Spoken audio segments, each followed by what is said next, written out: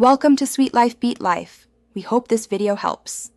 You'll begin by confirming prerequisites. Sign in with your Microsoft account and install the OneDrive app on each device. Once done, open the app and choose Sign In. This links your device to the cloud. Make sure you have enough storage and a stable Wi-Fi connection so uploads won't stall.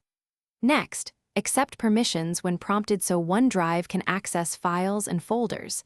This step is required for real-time syncing and to prevent permission errors later. You'll now choose what actually syncs. Open OneDrive settings and go to Account, then choose Folders. Select only the folders you need locally to reduce bandwidth and disk use. Make sure Files on Demand is enabled so placeholders show without consuming space. This speeds up access and reduces local storage. Also configure network limits and camera roll backup if you want automatic photo syncing. These settings control performance and determine where finish by verifying sync status. Look at the OneDrive icon. Spinning arrows means syncing, a green tick means up to date, and a red X indicates an issue. Once done, test by creating and editing a file. Confirm the change appears on another device.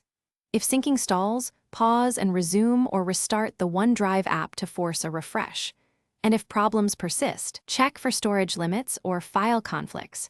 Resolve conflicts by choosing the latest version or renaming duplicates to avoid overwrites.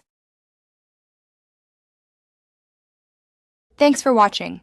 Consider subscribing if we helped you.